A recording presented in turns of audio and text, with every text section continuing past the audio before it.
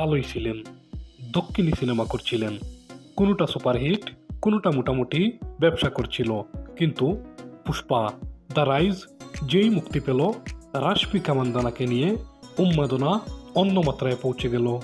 দক্ষিণ ভারতের ছোট পরিসর থেকে হয়ে উঠলেন ভারতের সবচেয়ে জনপ্রিয় অভিনেত্রীদের একজন। সামাজিক যোগাযোগ মাধ্যমে ছবি পোস্ট করলেই যেন অন্তর্জালে জ্বল ওঠে। কিন্তু রাশমিকার এই জনপ্রিয়তার রহস্য কি? কর্ণাটকের মেয়ে রাশমিকা মান্দানা 2016 সালে বড় পর্দায় অভিষেক হয় কন্নড় সিনেমা দিয়ে। এরপর করেন তেলুগু সিনেমা। সবগুলোই কম বেশি ব্যবসা করেছে। তবে আলাদাভাবে রাশমিকাকে মনে রাখার কোনোই কারণ ছিল না। রাশমিকার ক্যারিয়ার নতুন গতি পায় 2018 সালে তেলেগু সিনেমা গীতা গোবিন্দম দিয়ে। অল্প বাজেটে নির্মিত এই রোমান্টিক কমেডি সিনেমাটি সুপারহিট হয়।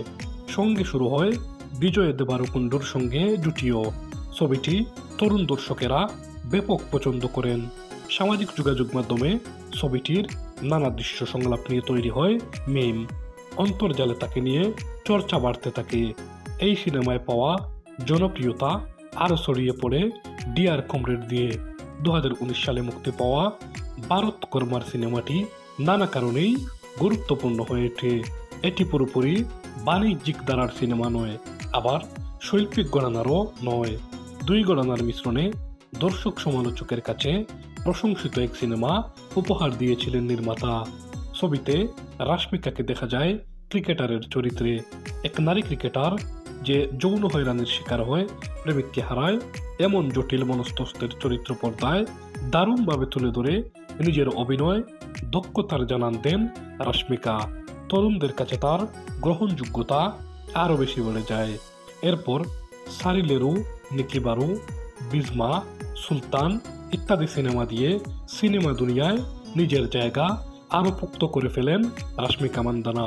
তবে এই অভিনেত্রীর জীবন আমূল বদলে যায় পুষ্পা দ্য রাইজ দিয়ে। 2021 সালে মুক্তি পাওয়া সুকুমারের ছবিটি দিয়ে পুরো উপমহাদেশ জুড়ে পরিচিতি পান তিনি। পরের গল্পটা সবারই জানা। রাশমিকা এরপর কয়েকটি হিন্দি সিনেমা করেছেন। চলতি মাসে আবার হাজির হয়েছেন শ্রীবাল্লি রূপে। পুষ্পা 2তে তার অভিনয়ের জায়গা ছিল আরও বেশি, সেটার পূর্ণ সদ্ব্যবহার করেছেন তিনি। সব মিলিয়ে এখন প্রযোজক ও পরিচালকদের কাছে রাশমিকার ব্যাপক চাহিদা রয়েছে। পুষ্পা, পুষ্পা 2, অ্যানিমেলের মতো ব্লকবাস্টার হিট সিনেমার অংশ তিনি, তার চাহিদা তো থাকবেই। রাশমিকার আরেকটি সুবিধা, সব ধরনের চরিত্রে, সব ধরনের সিনেমায় তাকে মানিয়ে নেওয়া যায়। গীতা গোবিন্দঙ্গে তিনি পাশের বাড়ির মেয়ে টাইপ চরিত্রে অভিনয় করেছেন। ডিয়ার কমরেডে হয়েছেন নারী ক্রিকেটার। আবার হিন্দি সিনেমার অভিষেকে গুড বাইয়ে গ্ল্যামারহীন চরিত্র করেছেন। আবার অ্যানিমেলে নিজের সুইট গার্ল ইমেজ ভেঙে সাহসী দৃশ্যে অভিনয় করেছেন। সামনে তাকে দেখা যাবে সালমান খানের বিপরীতে সিকান্দার সিনেমায়। এই প্রথম পুরোপুরি বাণিজ্যিক ধারার সিনেমায় অভিনয় করছেন তিনি। গত সপ্তাহেই ভারতীয় গণমাধ্যম ইন্ডিয়ান এক্সপ্রেসকে তিনি জানিয়েছেন সব ধরনের সিনেমায় অভিনয় করতে চান তিনি।